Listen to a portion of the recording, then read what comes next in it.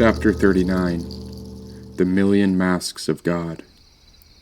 That prayer changed everything, and I started to wonder if there was a divine plan, because us animals stayed up all night dancing with nature thanks to one simple man. His prayers tamed a wolf out of the darkness, and then so came a deer.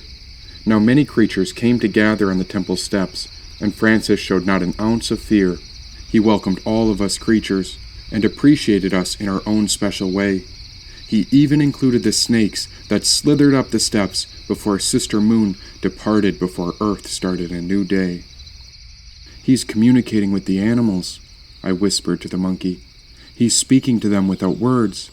How is this happening?" "He's awakening. The shit is leaving his head," said the monkey. Then just as Brother Sun came over the horizon, the temple began to glow when a divine body of light appeared upon the pyramid's peak.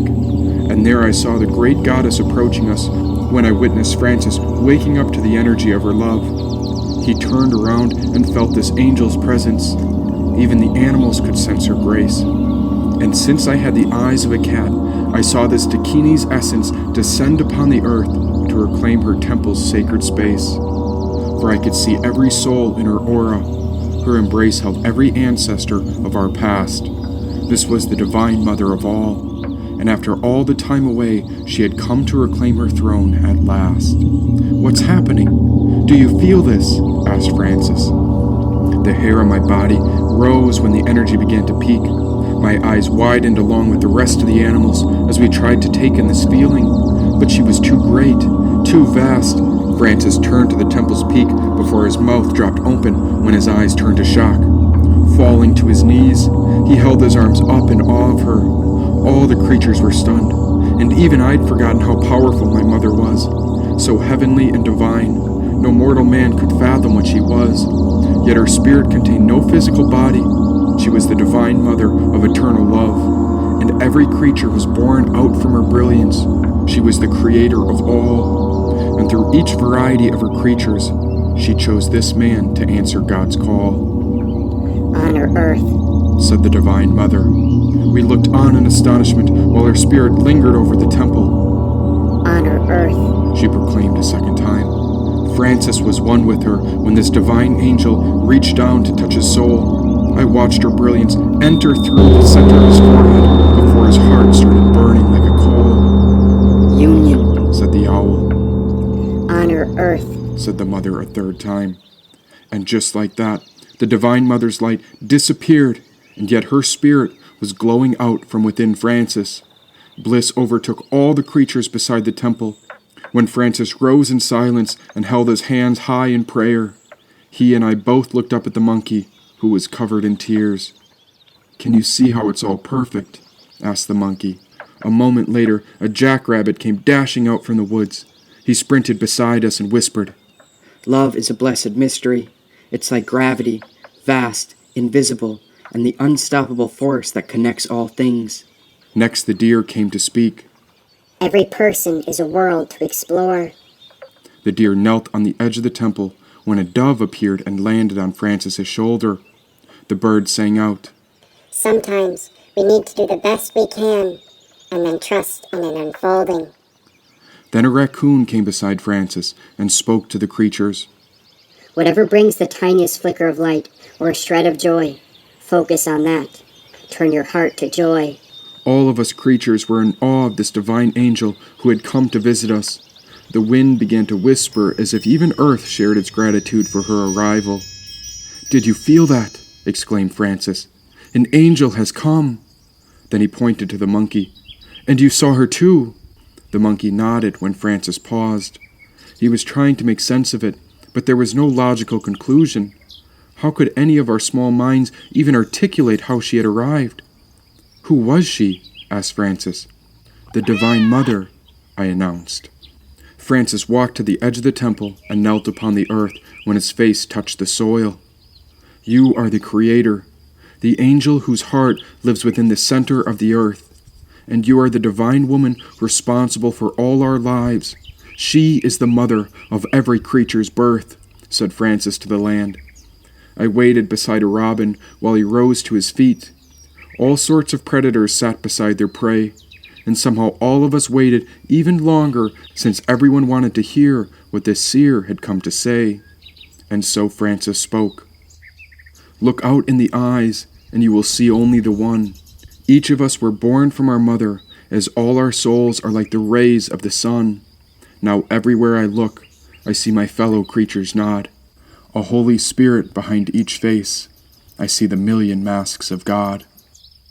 Standing barefoot upon the earth, his eyes took a minute to look into each of us animals that had gathered. Focusing on his forehead, I looked at the center of his brow where the Divine Mother had touched him. There I saw a halo of yellow light glowing out from around his head.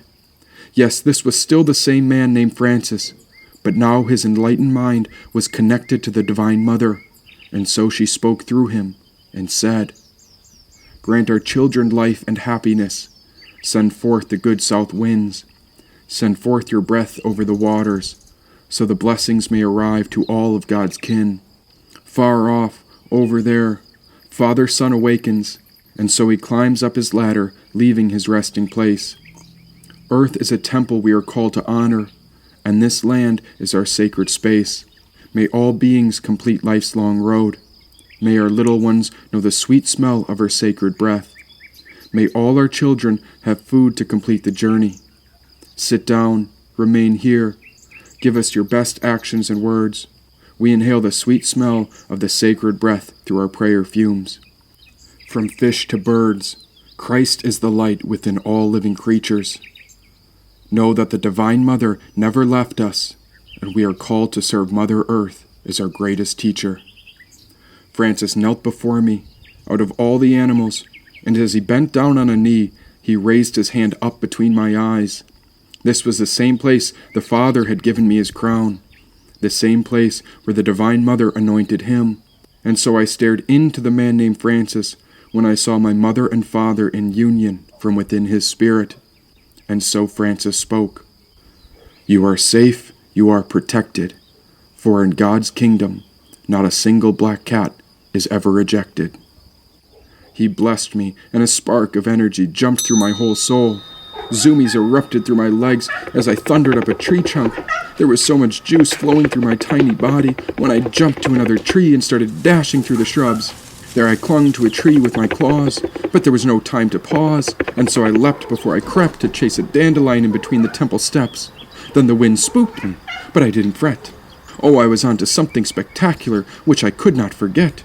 I could see everything and anything. Oh, I found all the feelings of divinity coming my way, and I kept running at full speed because I knew this was the glory of God's blessed day. Francis continued on toward the serpent, where he blessed the snake. You are safe, you are protected, for in God's kingdom not a single serpent is ever rejected, said Francis.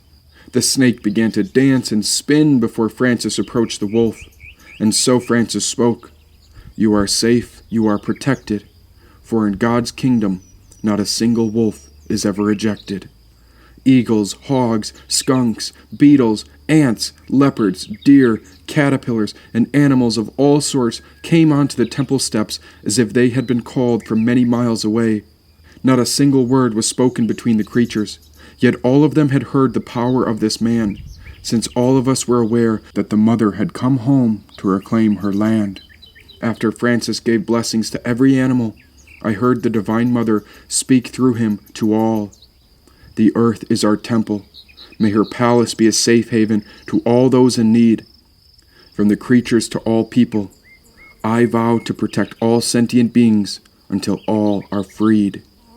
The monkey nodded his head, and now I understood that Francis had received his vow from the Mother just like I had.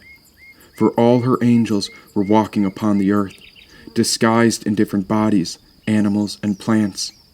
Many of her awakened warriors had just now realized they'd been sleeping behind their skin, but we were waking up, and so our awakening begins.